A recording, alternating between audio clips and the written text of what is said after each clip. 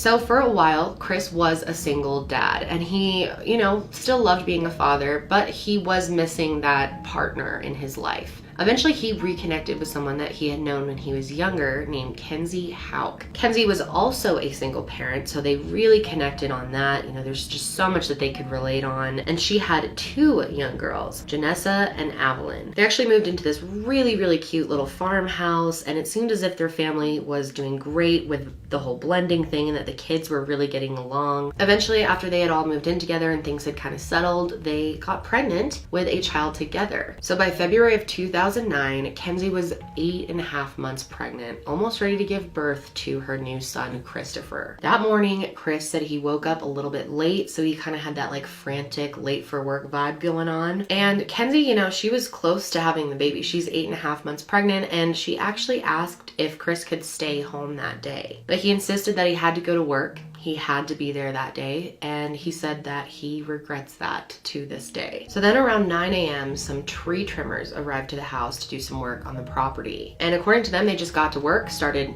trimming trees, and then they look over and they saw that there was a little girl standing in the front door of the house, hysterically crying. The tree trimmer who noticed this was concerned, obviously, and walked over to her, and as he got closer, he realized that she was crying and screaming, "My mom is dead." So this guy tries to comfort her and immediately calls 911. So police got there very quickly, and they went into the house and they found Kenzie still in bed with blood all over, and they thought that she actually just hemorrhaged. It wasn't until the coroner came in and actually started touching her body and looking closer that they realized that this was a murder. Kenzie was only 26 years old, and she had been shot in the back of the head, execution style, in her bed. And of course that means her son, Christopher, also was murdered. And they tried to revive her, but there was nothing that they could do. So police called Chris, and he has only been at work for a little while. He just saw Kenzie. He just kissed her goodbye in bed. And then he finds out that she's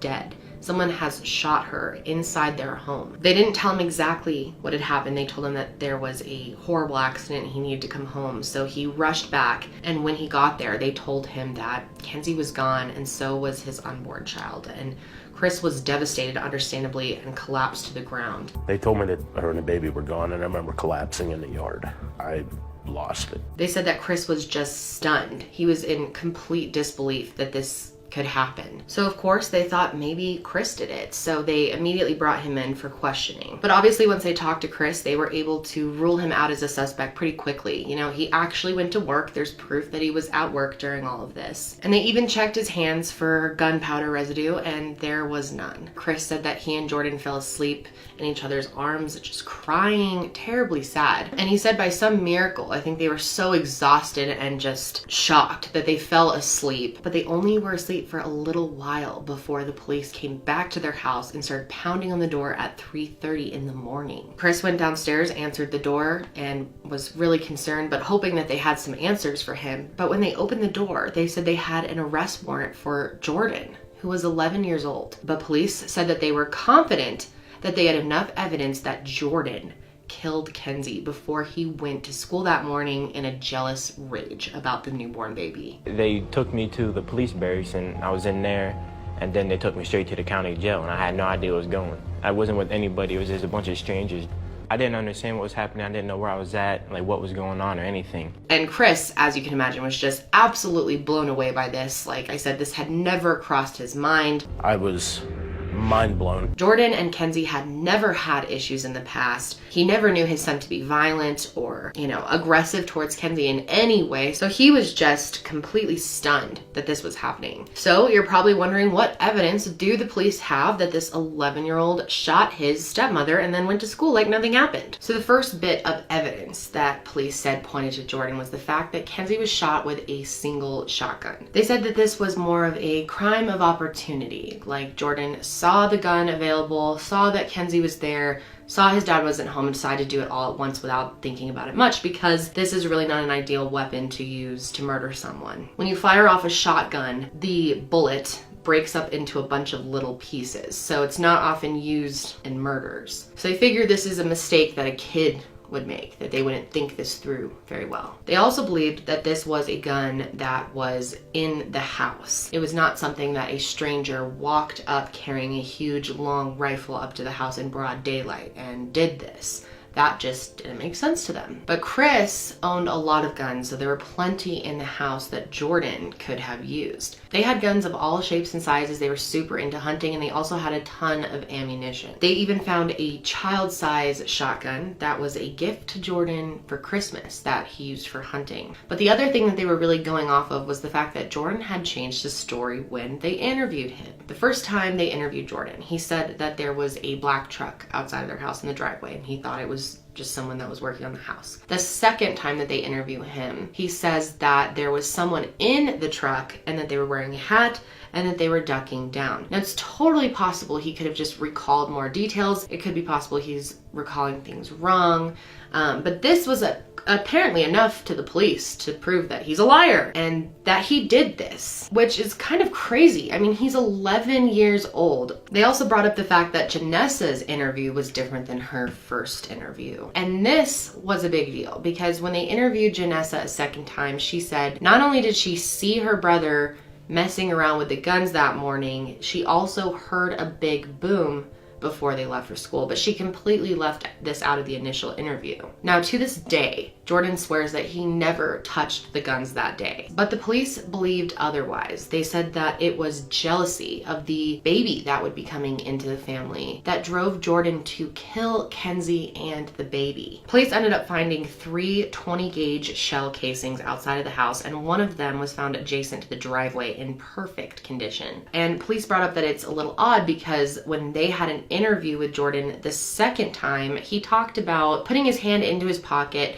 and pulling like some lint out of his pocket and throwing it on the driveway before he got on the bus. And police believe that he was talking about the shell casings. They thought that the whole story about bringing out the lint was just like a way of dealing with his guilt. So Chris ended up telling the police that there was another person that he thought possibly could have been involved, and his name is Adam Harvey. Adam was Kenzie's ex-boyfriend of 6 years, and Chris said that Kenzie was terrified of Adam. And get this, Kenzie even had protection orders against Adam. That's how scared she was of him. He had been really aggressive towards her in the past. He had made threats towards her. He said that he would kill her and her whole family, and that's how she was able to get that restraining order. And here's the kicker. Adam drives a black truck. Now, Jordan would have no knowledge of this. He had no idea who Adam was, definitely had no idea what car he was driving. So the fact that he brought that up the first interview is hugely important. So police went and checked out Adam, but from the beginning, they were pretty sure it wasn't him. And the first reason that they say it could not have been him is because when they checked his truck, it still had snow on top of it.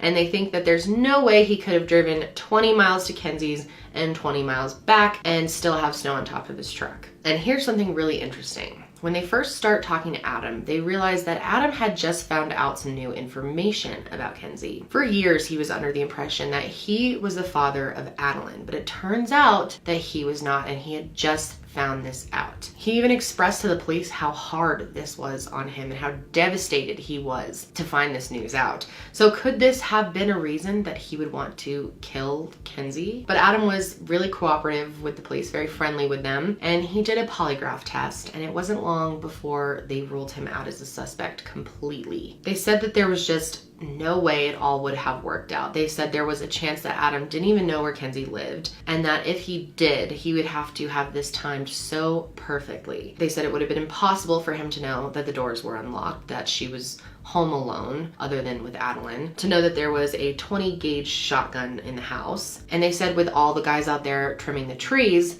that it would be impossible for him to get in the house without being seen and to shoot her and leave without any of them noticing. So Adam ended up being ruled out as a possible suspect. It just did not make sense. And Chris said from the beginning he would ask Jordan, you can tell me, I'm your dad, just be honest with me. And he was always like 100%, I did not do it. I would never have shot Kenzie. So the two of them were hoping that he would be found innocent in a court of law. So this case did pick up some media attention, but not the way I think it should have, because this was just crazy.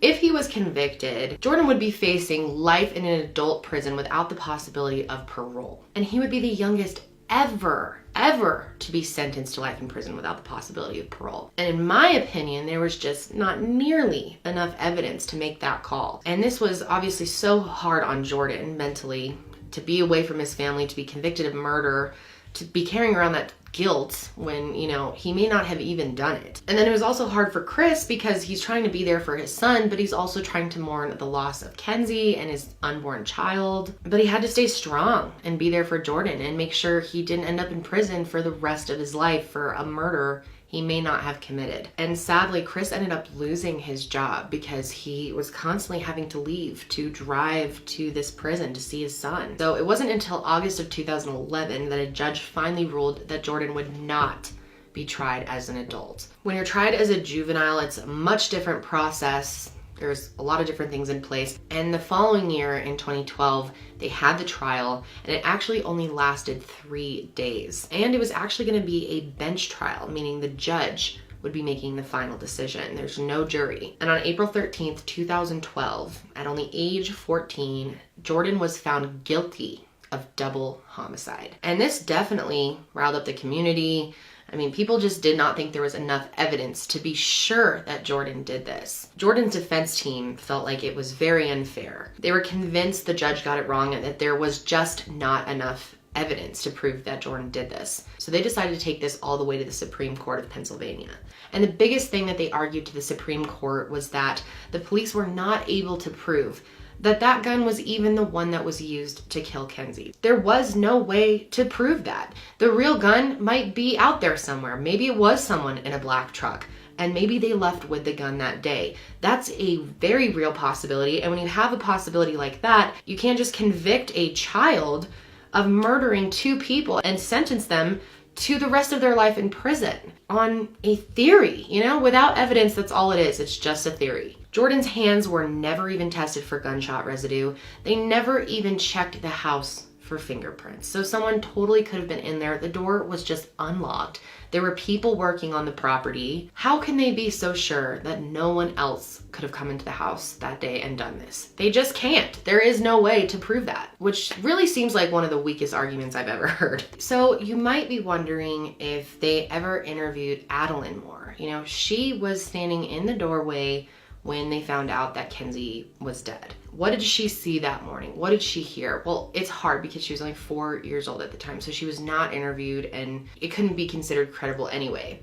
But when she was 13 years old, she did an interview and she said that she heard something that morning, which at the time she did not know what it could be, but whatever it was loud enough to wake her up. She said she then went down to Kenzie's room, walked in there, and Kenzie's phone was ringing. So she answered, and the person on the other line asked to talk with Kenzie. So that's when she tried to wake her mother up. She said that her mom wasn't responding, so she tried to kind of push her, and that's when she rolled her over and realized she was dead and saw all of the blood, which I can't imagine what a traumatic experience that was. And when I turned her over, I realized. So I hung up the phone and I went outside. But according to her, she walked right outside as soon as she realized her mom was dead. She was so freaked out by the scene that she went outside immediately and started crying, and that's when she got the attention of the tree trimmers. This was right around 9 a.m., which means Jordan and Janessa would already be at school. Remember, she said she heard the gunshot go off right before all this. So, you know, right leading up to 9, that was happening. Jordan and Janessa left for school around 8:15. So if her account of this is correct, that means Jordan wasn't even home when the murder happened. So in summer of 2018, Jordan Brown's case was presented to the Supreme Court of Pennsylvania. They looked it over for a little while, and then on July 18th, 2018, they decided to rule in Jordan's favor. They said that after reviewing everything, they could not prove him guilty beyond a reasonable doubt. So that was it. Jordan was set free right away. Imagine how he would have felt.